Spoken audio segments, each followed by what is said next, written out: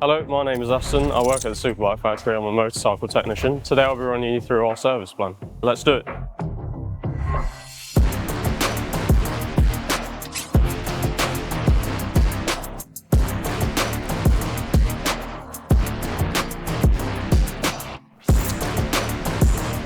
So I've put the extractor on so that the exhaust gases are captured. My first checks are going to be, I'm going to run the bike up, I'm going to do an electrical check, just make sure the lights are working, make sure everything's operating the correct way.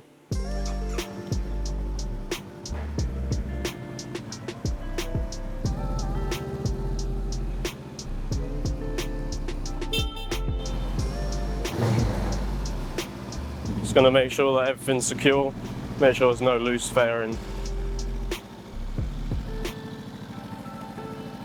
And then I'm going to leave the bike to warm up a little bit before I drain the oil, and we'll continue to do the other checks beforehand. I'll get it up in the air and I'll make sure that everything looks good. I'll check the coolant level and the brake fluid levels.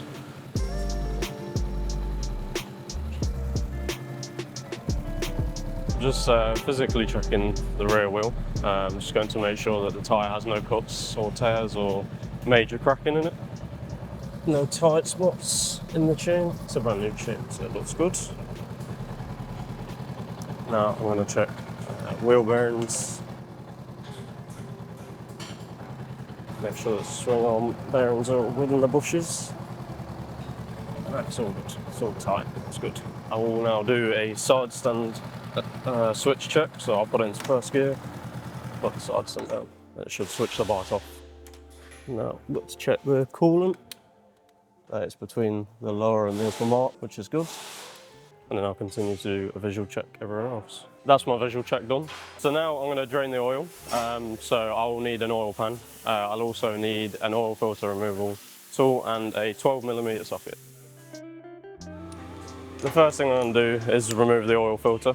So they can be tight sometimes, so you want to get a good grip. Oh, this one's okay. Now we're going to drain it. You want to make sure that the pan is right underneath.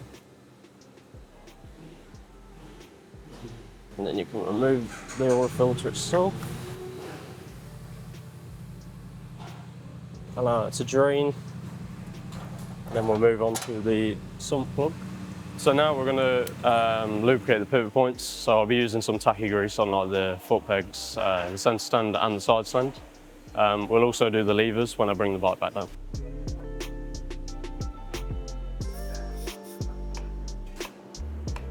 I want to get it moving so that the grease can get into the areas that aren't greased. And we'll move around to the other side.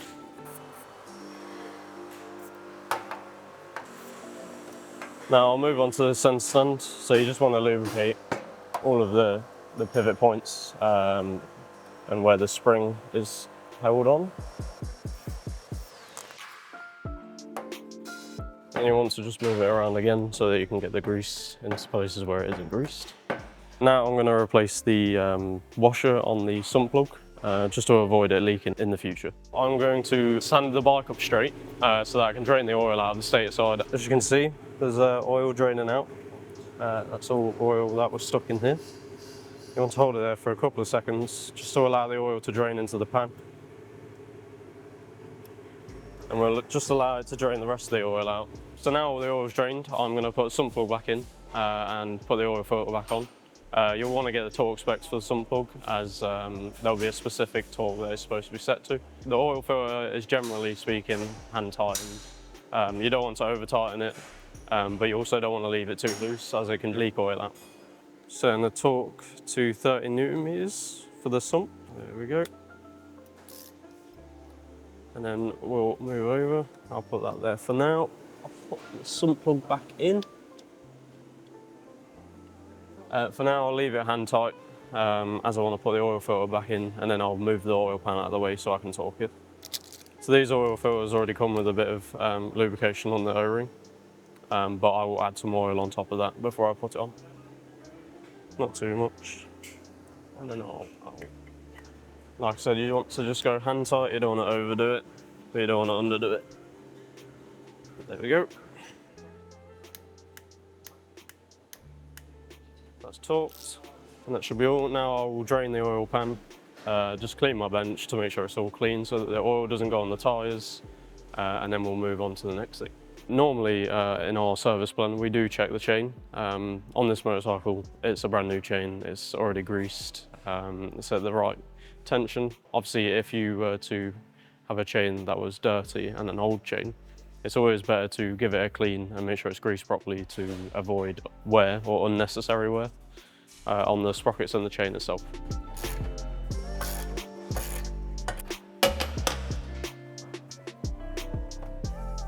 So I'm just checking the front wheel hasn't got any buckles in it. You just want to make sure that it's straight. You also want to make sure that the brakes aren't binding too much. You'll want to check for head bearing plate. So you'll feel like a forwards backwards plate here. And then when you're going side to side, you'll feel notches. So that feels good. I'll now move on to check the wheel bearings. Just want to make sure there's no play there due to wear, and that's all good. When you're riding, you do not want your steering to be locked into one position whilst you're riding, and that can happen if there's notches and they're worn to a dangerous point. It is an MOT failure also. Remove the oil filler cap. So the bike takes 3.1 litres of Motul 10W30.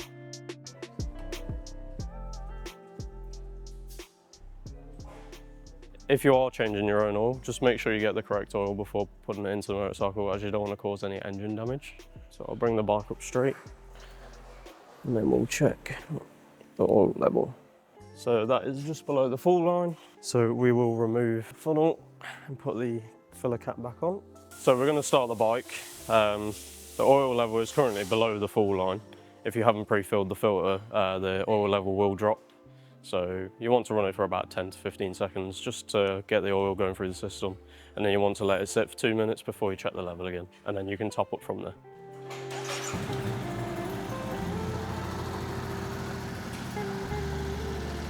When you start the bike, you sometimes will get the oil light come on. It's just because it hasn't filled the filter yet and it hasn't gained pressure in the system. Just allow it to run for a couple of seconds and the oil light should go off.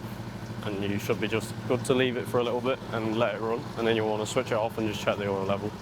Now we're going to do tyre pressures. You want to make sure that the valves are accessible. Sometimes they're hidden behind the fork leg or on the back they'll be hidden behind the swing arm, so you might want to spin the wheel around just to get to the valve.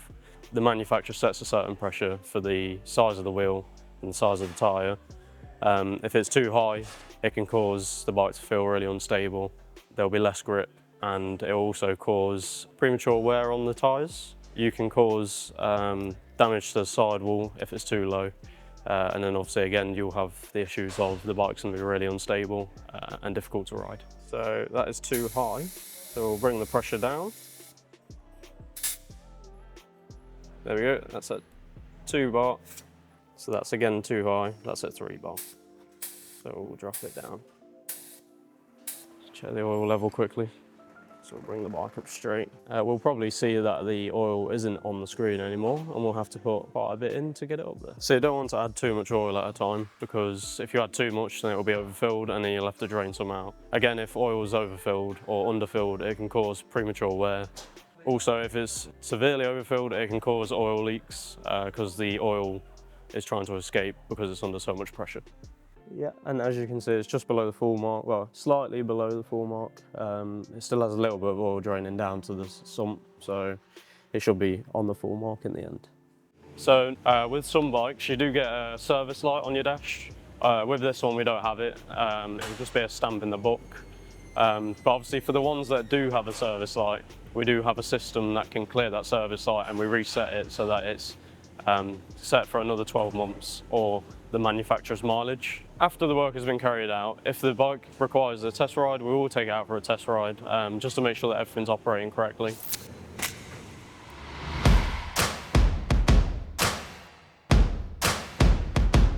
Service is all done, the bike is ready to go back on the road. Thank you for watching and stay tuned for more.